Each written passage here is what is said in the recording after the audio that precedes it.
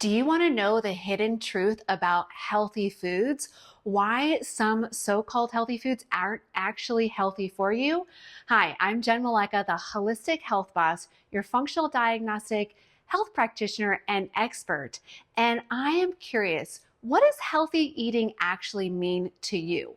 When I graduated from college after studying fitness, nutrition, and health for 4 years, I thought healthy eating meant that you should do things like always be in a caloric deficit by eating less and moving more, or having a snack or meal every 2 hours, and always eating 3 solid meals per day, making sure that you ate low fat, lots of lean meats, veggies, fruits, dairy, starches, and whole grains according to the food guide pyramid, now known as the plate.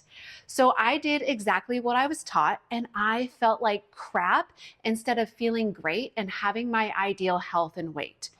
It turns out there's a lot more to healthy eating than what we were taught in school or what you might have read on your own about diets and nutrition. In fact, some so-called healthy foods aren't actually healthy for you. It took me years to figure out what healthy foods were right for my body. And when I finally figured it out, it made getting the results I desired so much easier. So I want to help you cut to the chase and get to the bottom of what foods are actually healthy for you so that you can feel like your best self too, instead of wasting time trying to figure it out. Because I see so many clients and people feeling frustrated about food and eating healthy. They've tried just about everything with little to no results. They'll literally say things to me like, I'm eating healthy, but I'm not getting any results.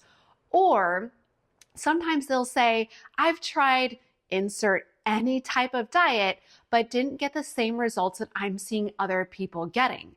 Do you find yourself feeling frustrated like this with food too? In theory, the clients I've worked with are quote unquote eating healthy. They are often eating paleo, whole 30, keto, or generally well-rounded and a clean diet. In some cases, they are eating mostly organic foods, good sources of meats, and even avoiding some of the well-known inflammatory foods.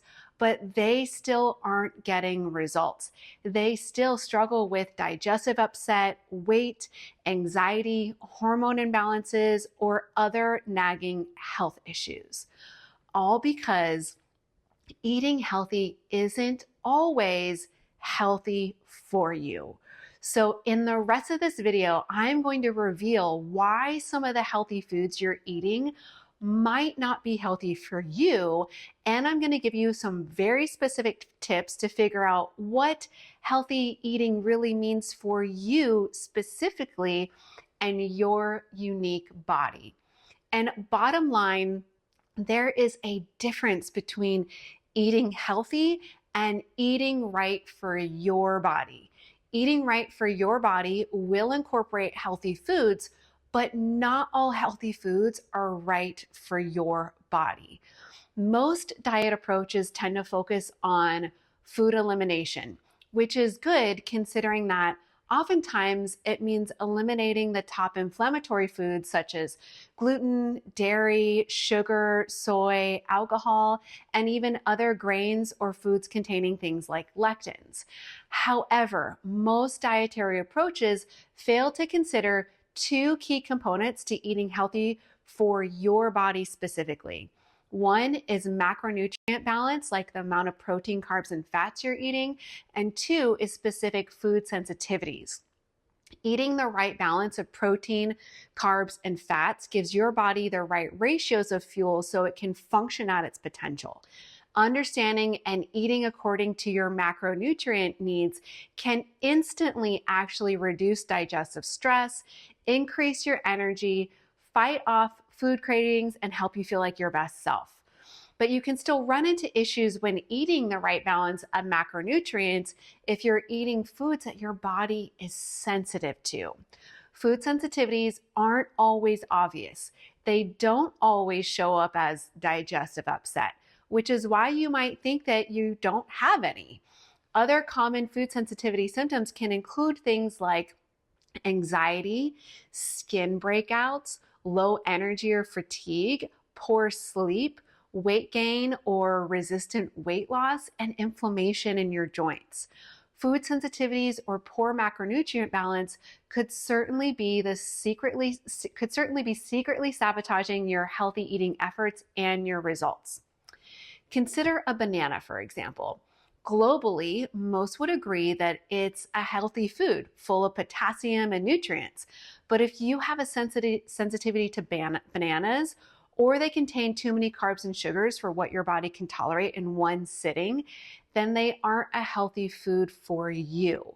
When you eat something like a banana that has these negative effects on your body, it can spike blood sugar and inflammation, reduce nutrient absorption, disrupt hormone balance, mess with your sleep and energy, and leave you craving more food to get another energy bump.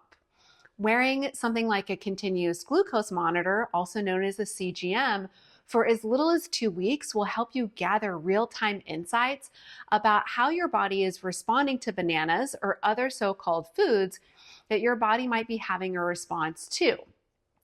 For example, when my husband found out he was sensitive to beef and he took it out of his diet, he lost 5 pounds in 1 week, you guys. Beyond these two key components, there could be even more to consider, such as oxalates and FODMAPs, which are fermentable oligosaccharides, disaccharides, and monosaccharides, and polyols. Oxalates are a naturally occurring element in foods and in the body, but an abundance of oxalates lead to kidney stones, chronic joint pain, mineral deficiencies, and more. Oxalates can especially become problematic when candida or yeast overgrowth is going on in the body. Some of the foods highest in oxalates can be healthy things such as organic dark chocolate, nuts, berries, citrus fruits, and one of my favorite, beets, sweet potatoes, zucchini, and other types of summer squashes, or dark leafy greens such as spinach and certain kinds of kale. Just about every one of those foods is considered to be healthy food, right? And FODMAP foods can be problematic with an overly inflamed or leaky digestive system, making it hard to break down these foods, leading to fermentation and bacterial overgrowth in the gut.